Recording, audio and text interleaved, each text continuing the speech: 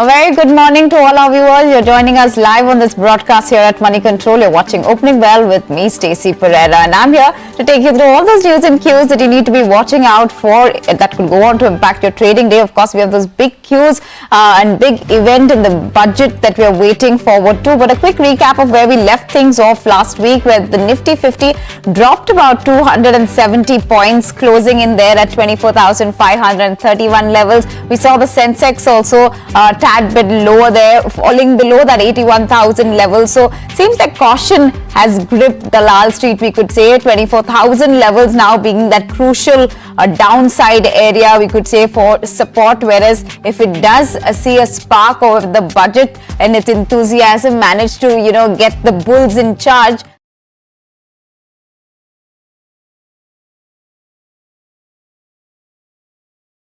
but the global handover also seems to be quite muted, in fact. So let me take you through all the top headlines and you'll get a sense of where we are set up for trade.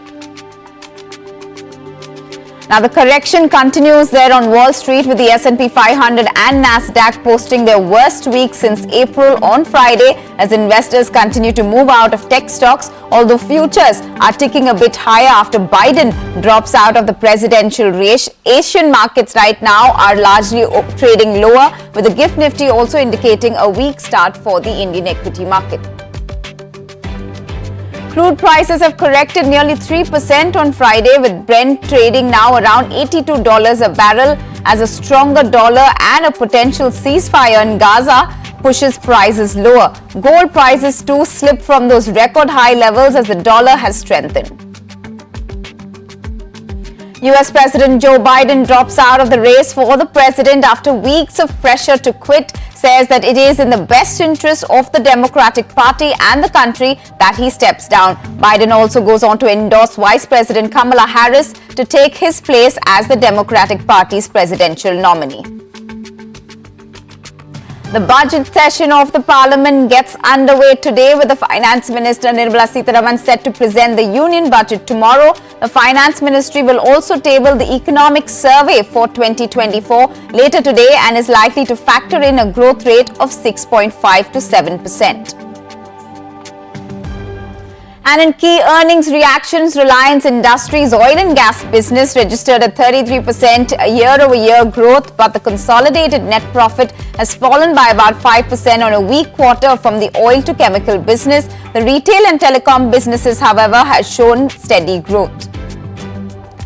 HDFC Bank's first quarter numbers have beat estimates as the net interest margin has improved, but the MD Sashidhar Jagdishan desists from providing any growth guidance in the period of transition for the bank. On the other hand, you had Kotak Bank, which reported a rather weak quarter, with net interest margin coming in at an 8-quarter low. Just about 4 minutes there on the clock, and we'll know the direction the markets want to take on this very crucial week. In fact, whether we manage to go above those 24,500 levels and, further highs, or there is some bit of consolidation that we can expect at this point. Once we have the budget out of the way, that's when you can go on to park your money. Well, the FNOQs would perhaps suggest that. In fact, if you just look at the markets and what it has been doing on a weekly basis, the market have extended their winning streak for the 7th week. So yeah, last week we did see the Friday some bit of losses, but on a weekly basis it was a 7th week of gain.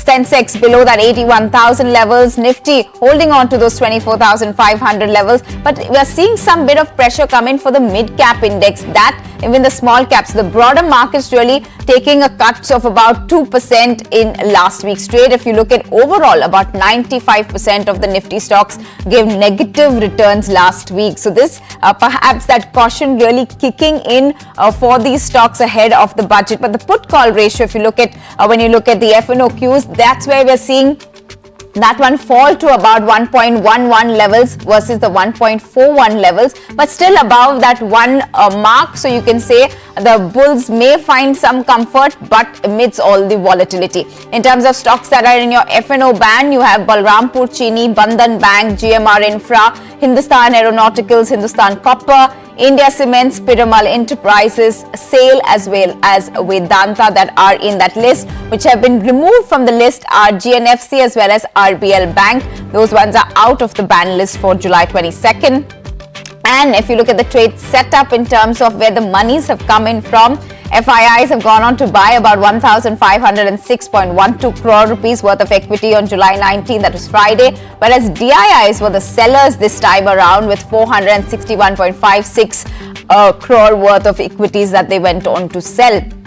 There are also big earnings that you need to be watching out for today. Do keep an eye out for IDBI Bank, Suzlon, Allied Blenders and Distillers, as well as Cyient DLM. Those will be a couple of stocks that will be reporting its Q1 numbers. So you are going to see them high in action in today's session, as well as all the earnings reactions that we are going to see from the likes of an RIL to Wipro to all the big banks, HDFC, Kotak Mahindra, all of those will definitely be in focus. So let's get discussing these stocks and strategies that we could adopt, and also what are the charts as well as brokerages saying on a couple of these stocks. Joining me for that is Osho Krishan. He's the Senior Analyst of Technicals and Derivatives at Angel One. Good morning, Osho. Always a pleasure to speak with you on a Monday morning. Osho, let's get to a couple of these big numbers. But before that, what we're seeing the index do, Friday, that kind of consolidation and volatility is something that is expected ahead of a big, a big event like the budget. What are the charts? If you look at the technical analysis for the Nifty, you would say that it has shown some kind of bearish pattern. But should we go ahead and take that as a cue, or how should one be reading at least what the index is doing? Very good morning, Stacy. Firstly, thank you for having me at your show. Well, now coming to the technical developments that we have seen from the last week, then yes, definitely on the technical front, we are witnessing a kind of shooting star on the weekly time frame and even bearish engulfing on the daily time frame. So both the indicators are a kind of a bearish movement that one can expect from the higher ends, and these things have made on the record highs level. So we are expecting that in the coming period there can be some kind of breather that the market can be taken in the coming period. But also on the derivative front, if I have to talk about the derivative data, then the put writers have seen running for shelters towards the zone of 24,200 and 24,000 odd levels. So that means 24,500, which was previously expected to be a very strong support zone. Now people have started shifting from those levels towards lower zone. So that might be a trigger point and also add up for the bearish momentum that one can expect in the near term. So I am expecting that for the benchmark index, not very much bearish on the index for the time being, but there can be a breather of approximately 300 to 350 odd points. So that means near about 24,200, 24,250 should be the immediate support that one can expect. Also, one of the very strong observation that one can have is that India VIX is on the verge of giving a consolidation breakout. So once it gives a consolidation breakout, then we can even witness some strong volatility in the market. Right. In fact, that VIX index has been, trading somewhere close to that 15 levels for the past few sessions, and it has seen some swings up and down. But there you go on your screens. We are addressing how markets are opening at this point. Some bit of pressure, about 0.5% down for the Nifty, below that 24,500 levels. So pretty much what the GIFT Nifty was also indicating, below those 24,500 levels. So we're seeing about 0.5% of cuts coming in there. The Sensex also managing to hold on to that 80,250 odd levels, we would say, but almost 300 and more points down there for the Sensex. If you look at the mid and small cap index, those ones also buckling under pressure, and those were the ones that also saw a lot of pressure last week, both taking cuts of more than 2%. So the mid cap index also right now about 300%, so 0.5%, 300 points or 0.5% down is what you're looking at the Nifty mid cap index, whereas the small BSE small cap index also seeing that same amount of pressure there, about 300 odd points that you're seeing shave off even from the small cap index. The Bank Nifty also seeing similar kind of fall, about 330 odd points that you're seeing the Bank Nifty also shave off at this point. So 0.5% down for pretty much 0.5% and more losses coming in there for most of your major benchmarks as well as broader markets at this point. Let's also look at which stocks specifically are seeing this kind of reaction. Now, top on the list, we should look at, since we're talking about the banks, HDFC Bank, that's the one that came out with its numbers. But of course, we will see how it's reacting there on your screens. A good, perhaps in-line set of numbers, we could say, and which is why the street is, reacting in that way. Among your top gainers, there you do have HDFC Bank. You also have Ultratech Cement.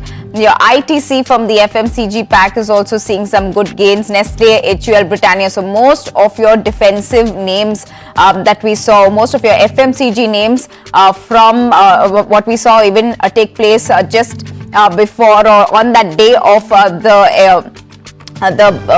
the poll announcement, your results from the elections.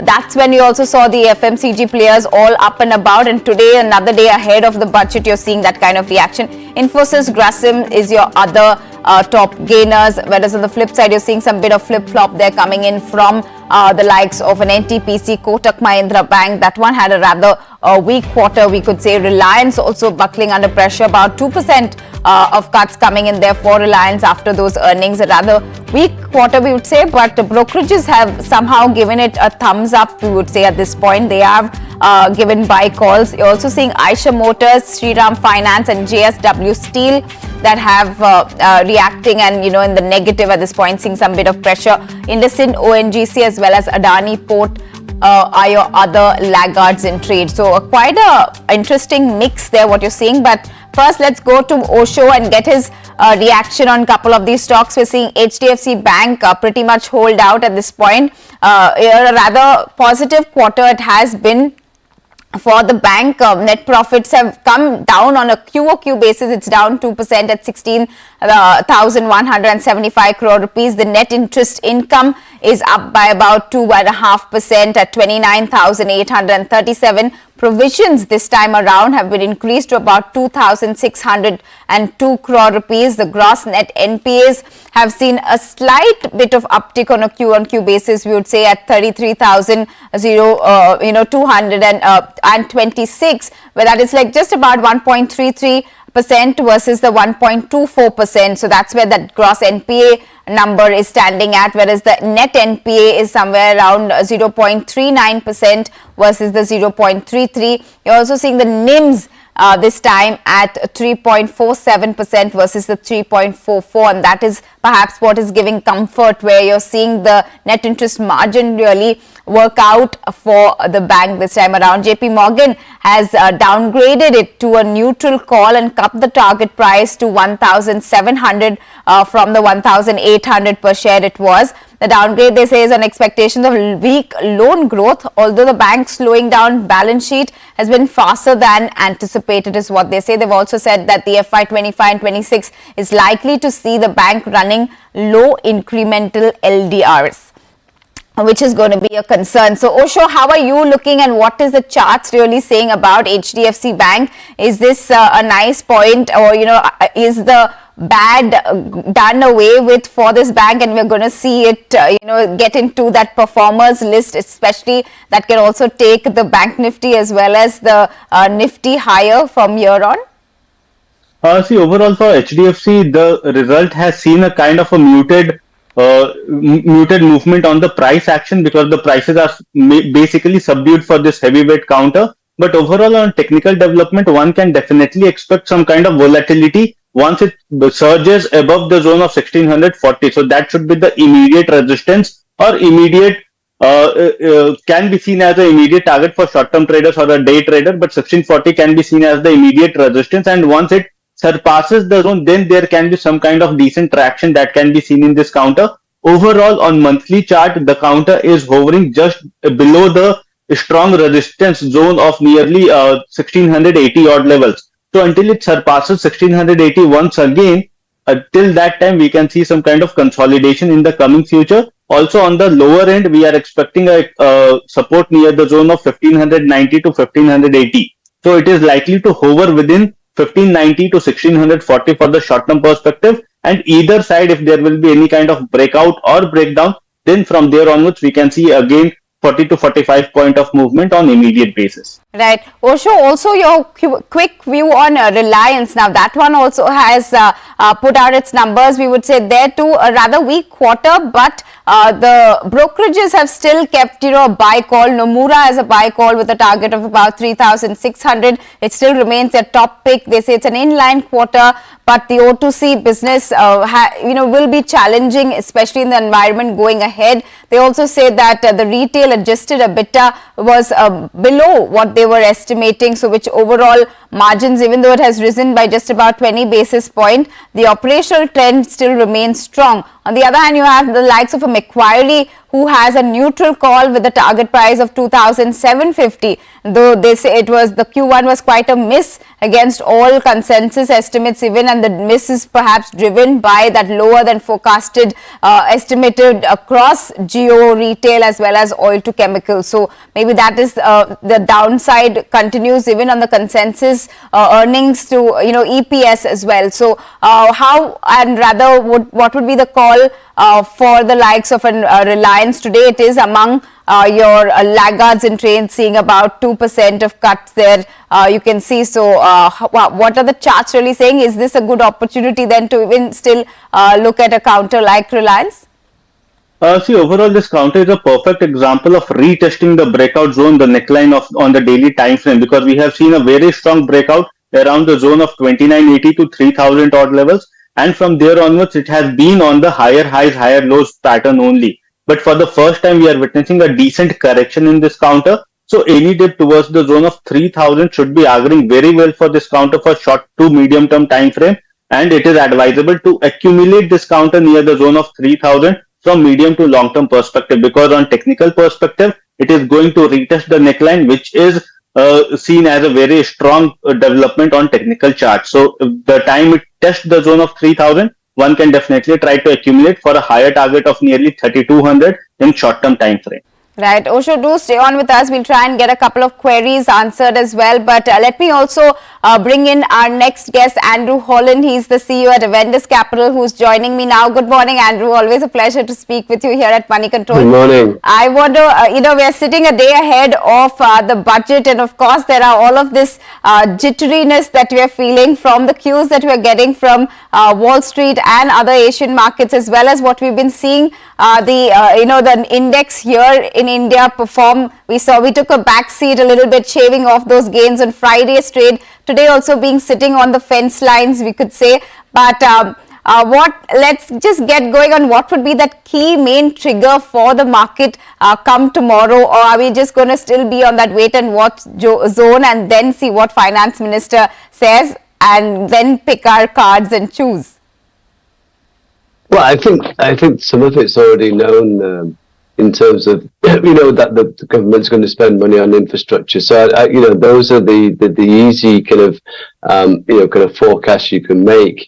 It then depends on what kind of schemes they might have for the rural economy. Will that be a bit more of a catalyst for the FMCG companies and consumer kind of companies in general? But the big call is whether there's any changes in tax. Particularly capital gains tax, and we won't know till the day, right? So it's not worth speculating too much on that. So I think most people will just sit on their hands, wait for the budget to come out. If it's in line or more of the same, market's going to be happy. If there's no increase in capital gains tax, market's going to be happy. Anything below that, the market's priced in. I'm not saying the perfect budget, but they're priced in a very strong and positive budget with no capital gains tax increases. So you might see some disappointment if that was to come in. But thereafter, we'll quickly move on, right? Because if there's no big surprises either way, then we go back to the earnings season, we'll go back to global factors, we'll go back to normal factors, which will drive the market. If there are no big bang announcements, then we have to go back to earnings and see what we're getting there. So far, it has been a mixed bag when it comes to the IT stocks. They've managed to show us some green shoots of recovery. Banks also showing a mixed bag, we would say, and we're waiting to see what the others. But Andrew, back to you and how, I think over the weekend we did hear from the SEBI chairperson who was quite concerned about what's happening in the derivatives markets, and that is something that, even traders are anticipating. Maybe there could be some kind of announcement in terms of increase in STT or the likes in the budget as well. But that has been a concern in the terms of the volume surge that the F&O segment has seen. And, she goes on to say that it is a macro issue now, not just a micro issue, and also investor safety is what needs to be looked at. She's saying that is it that household savings are now moving into this speculation instead of actual capital formation, which is a cause of concern. The reason also to be concerned is about how market valuations from a regulatory stance. It's not such a big concern from the regulatory stance, but for what stocks are doing. When you have such statements coming in from a regulator as well, is there reason to be cautious at this point, especially from the F&O trade perspective? Well, I think there's a few points in what you said. Listen, if they increase the contract size and so forth, I don't think that's going to hurt the markets at all. That's something slightly different. They might just move up the amount of money that retail investor would have to trade. But in terms of that big macro the issue that moving money from household savings into the markets, and obviously the RBI governor also mentioned about bank deposits as well. You have this kind of funny tax, right? The bond, anything to do with fixed income is taxed at 39%, and equities at 10 or 15 for short-term capital gains. So maybe it's the short-term capital gains part which the finance minister might look at to try and curb some of that only trading, right? Absolutely. In fact, the global cues also at this point are quite mixed. So we'll have to take what comes off from there. Let me go back to Osho then and get a couple of more stock reactions that we are seeing. Something like the likes of a Kotak Mahindra Bank. Now that one also put out its numbers, and it does seem to be a little mixed bag at this point. It did see its net profits up by about 81%, coming in at 6,249 crore rupees versus the 3,452 crore rupees. This on a YOY basis. The net interest income too is up by about 9.8% at 6,842. Though Kotak Mahindra Bank on a quarter-on-quarter basis has increased its provisions to about 578 crore rupees. Slippages also are somewhere around those 1,000 levels that it was in the last quarter. You're also seeing in terms of the asset quality there, where the gross NPAs are at 5,477 versus the 5,274. So slight uptick there coming in even in the gross NPA number for Kotak Mahindra Bank. Now there has been, this is interesting, not pretty much they are reacting to what all has happened. They've seen the RBI take a caution on this particular one. They had those curbs that came in. Osho, how does the chart look for Kotak Mahindra Bank, and is there, does this still seem in the same line of how we would look at other private banks, the likes of an Axis or an ICICI Bank? Does Kotak still feature somewhere high on that list? See, overall for Kotak Bank, this counter is definitely an underperformer as compared to other private sector banks like Axis and ICICI Bank. So technically, if we have to see the retracements on these counters, on Kotak Bank specifically, then this counter have seen a strong retracement from the zone of 1850, and again it has plunged lower towards the 200-day SMA. So I'm expecting that in the coming period, it should take a support near around 1720, 1730 odd levels, and from there onwards, there can be some kind of relief or pullback that can be seen in this counter. So overall, as compared to other private sector banks, this counter definitely underperforms, and one should not take into consideration the performance of Kotak Bank with other private sector banks, because on stock prices platform, Axis and ICICI both have given a very drastic upsurge, while Kotak is consolidating in a very broad range from a very long period. So on the broader time perspective, 1650, and on the higher end, 1900 approx is the zone where it is consolidating from a longer duration. So until we see a decisive breakthrough from these levels, this counter is likely to hover within the same mentioned range. Right. Andrew, let me get your view on the whole banking pack and what we've been seeing them do in the past few sessions. We are seeing the likes of an HDFC Bank today, of course, get some bit of relief in terms of, the rather in-line set of numbers that it has put out. But when you look at the PSU versus private banks as well, right now, how are you, the valuation-wise, where do you think banks are going to be that one sector that is going to take FY25 or rather the growth for FY25 higher? Yeah, we like the banking sector overall. We think that there's a couple of tailwinds coming. One would be obviously, kind of lower interest rates going ahead. And two is, the growth of the economy. And I think, I think we'll start to see lending pick up. And it seems to me, and it's going to be a little patchy, but it seems to me that the net interest margins are stabilizing. I mean, some banks are weak, some are better, but we seem to be stabilizing. So similar to the IT sector, we're probably another quarter away from before banks start saying things are improving and our NIMs are improving and so forth and so on. So that's why I think the banking sector will be the one that leads the market higher in the second half of this year. Right, so we are putting our hopes on some kind of turnaround there when it comes to banks. Now, another interesting sector is that of the metals pack, and we did have JSW Steel come out with its numbers over the weekend. Profits have plunged by about 64.3%, coming in at 864 crore rupees versus the 2,428 crore rupees. So that's the big drop that you're seeing on a YOY basis for JSW Steel. Revenues, though, have risen just merely by about 1.7% at 42,943 crore rupees. EBITDA has declined by 21.8% at 5,510 crores versus a 7,046 crore rupees. Margins have dipped 390 basis points, coming in at 12.8% versus a 16.7%. Now, of course, Citi has put a sell call for JSW Steel. The target has been cut to about 650 rupees per share from the 750 that it was earlier. They're saying the standalone EBITDA has fallen to about 12%, and this on the back of lower blended realizations. The EBITDA has also come in lower, though the costs were lower as well as volumes higher. So that really not still seeing it turn around for the numbers, whereas the performance of the US operations have worsened further is what Citi is really pointing out when it comes to this counter. But Andrew, to you, the metal pack has been quite and it did show some bit of strength at least earlier in the year, and we saw a good rally there, especially for the metal index. But particular counters within this pack, do you still find value here, or do you think that it is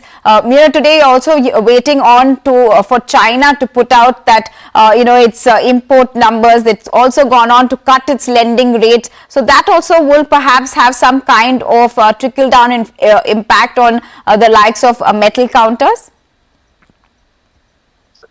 See, I think there's two things at play. One is that the global economy is starting to pick up, so that's good for metal prices. But I think the bigger problem has been China, as you pointed out. We're starting to see more and more stimulus from China, and I think that's what's been missing in the last few months, was that China, after kind of promising to do some reforms, kind of went on the sidelines again. And basically that meant that the metal prices didn't have that extra leg that we were hoping for. So I think now with this rate cut, I think it's showing the intention of China to get the economy moving. And I think this will be good for metal prices. So, I'd be long of the sector at this stage. Right, well, so you can be long on that metal sector, and we will look at particular counters there that have been reacting quite interestingly, not just JSW Steel reacting to the numbers, but the likes of Tata Steel, Hindalco, all of them have seen some good reaction. Let me go to Osho then quickly and get a couple of queries addressed that you've been sending on our live stream, and in fact keep sending those in. We can address them here with Osho. Let me first take up the view on ITC. There is a query coming in, that one among also your top gainers today, but most of the FMCG names are there today among your top gainers. So what are the charts suggesting for the likes of an ITC, and also overall FMCG? Is it a place to be hiding in for now till we have the budget out of the way?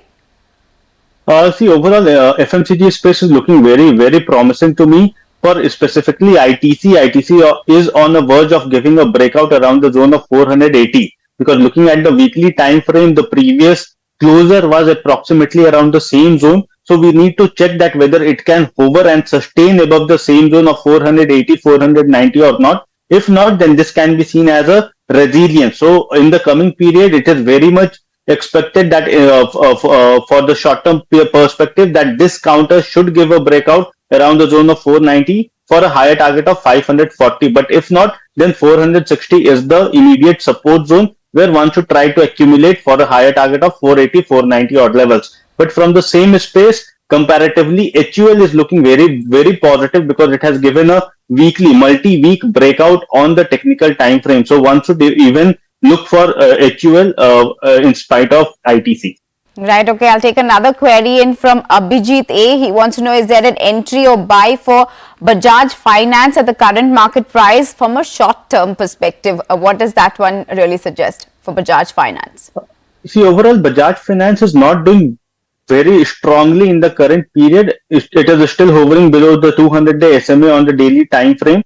So it is advisable to wait for this counter to give a decisive breakout above the zone of 7200. Then from there onwards, one should try to accumulate it for a higher target of 77 from short to medium term time frame. But on immediate basis, yes, there can be some swing movement that can be seen in this counter, but overall conviction will come only once it surpasses the zone of 7200. Right. So I hope that really answers your query. Andrew, I'm going to have you let you have the last word. Where would you take comfort a day ahead of the budget? Last time around, when the big event was the election result announcement, we did see a lot of swings in the market. But if there is, like you were pointing out, pretty much in line with estimate kind of budget and no big bang announcements, which are the sectors that you see that can continue to provide some bit of relief or comfort, and where will you be putting your money? So this might sound really boring, but I'm going to sit on the sidelines, with the fund's money and just wait to see what the budget brings. I mean, as I said, we know where the expenditure is going to be, but those sectors have already moved up quite a lot. So I'm only looking really if there's any negative surprises, and that's really the key, right, to for the market, and thereafter we get back to normal fundamentals. So this time around, because of many different changes that happened after the elections and so forth, there's a bit of uncertainty of what could be or what will be in the budget.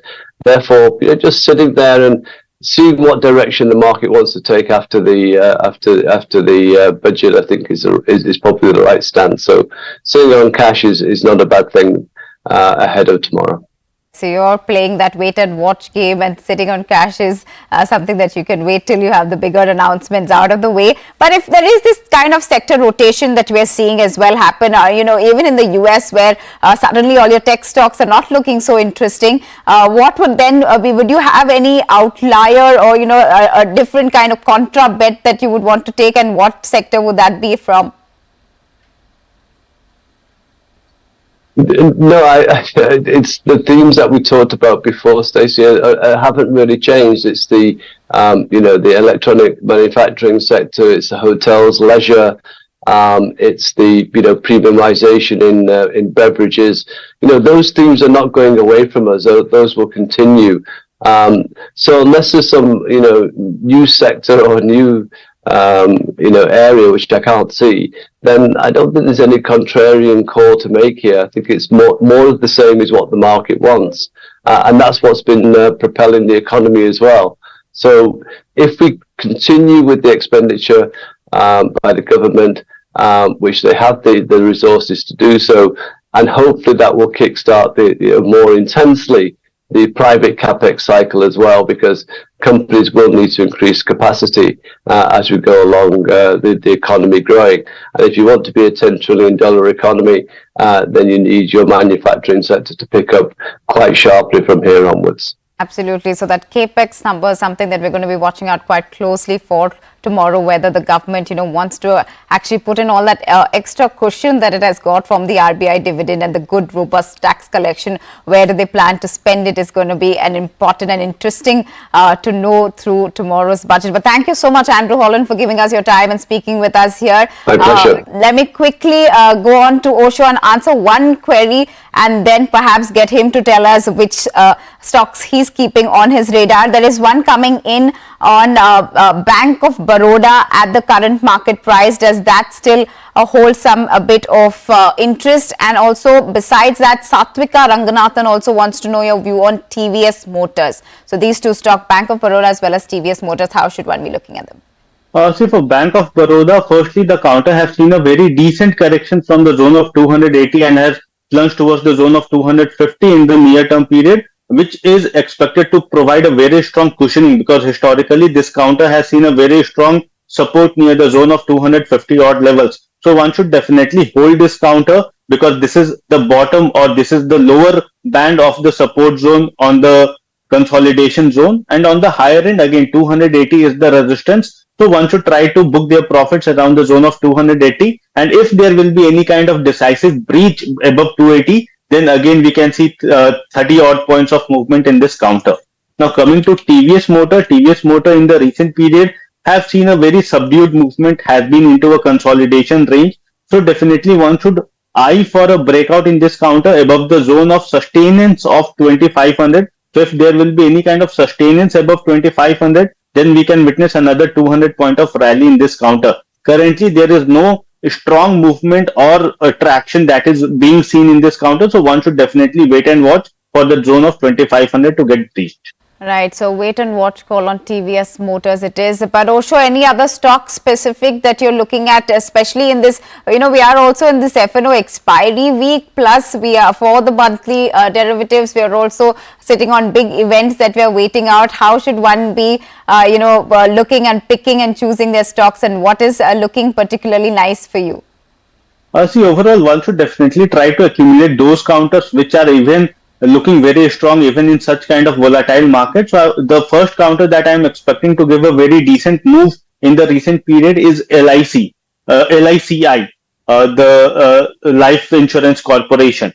So it is approximately hovering around 1120, 1130 odd points, and it is on a verge of giving a fresh breakout on the daily time frame. On the weekly, we have already witnessed a breakout on the weekly time frame in the last week. So I am expecting that from here onwards, there is a strong room pending in this counter for a higher target of nearly 1220 to 1240 for short-term perspective. So one should definitely try to accumulate this counter. On the lower end, for a short-term trader, it is advisable to keep a stop loss of 1030. The other counter which is looking very positive to me is DMart.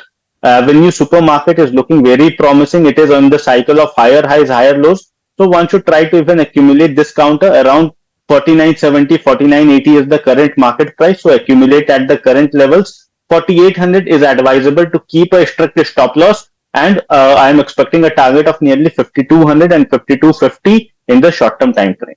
So interesting picks there by Osho. LIC seems interesting to him, as well as Avenue Supermarts, but we seem like we're completely out of time on this edition of Opening Bell. So it's going to be a wrap and goodbye for me and the entire team that puts this together. Let me thank Osho Krishan there for helping us there with our viewer queries, and also getting a sense of how we should be trading in this kind of volatile market. Thanks so much for helping our viewers as well. And to all our viewers who've been watching, do post us your feedback in the comment section below, and also for all your other budget related updates, you're going to have to come here at at 7 a.m. tomorrow. That's when we're going to start our programming for what we're calling a reset budget here at Moneycontrol. You're going to be hearing the finance minister at 11 a.m. tomorrow. Today, in fact, you'll also hear the CEA put out the economic survey of what the government sees or how it rather sees the growth for India in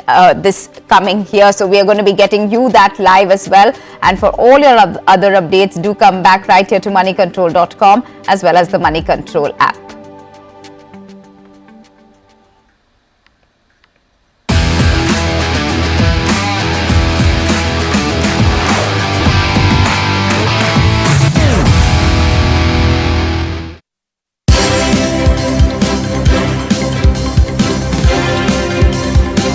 I rise to present the budget for the year 2019, 2020, 2022, 2023. The Indian economy has witnessed profound positive transformation. उज्जवल भविष्य के लिए मजबूत नींव डालने वाला budget प्रस्तुत किया जाएगा. How to improve housing at the lower income levels. There should be some incentives for the rural economies.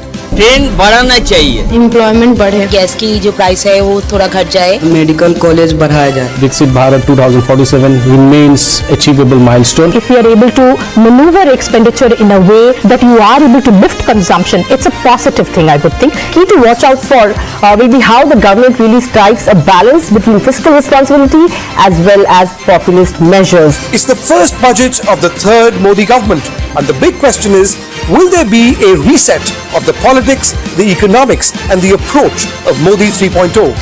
Catch every detail, every nuance and everything that you need to know on Money Control all day on 23rd July, the big reset budget.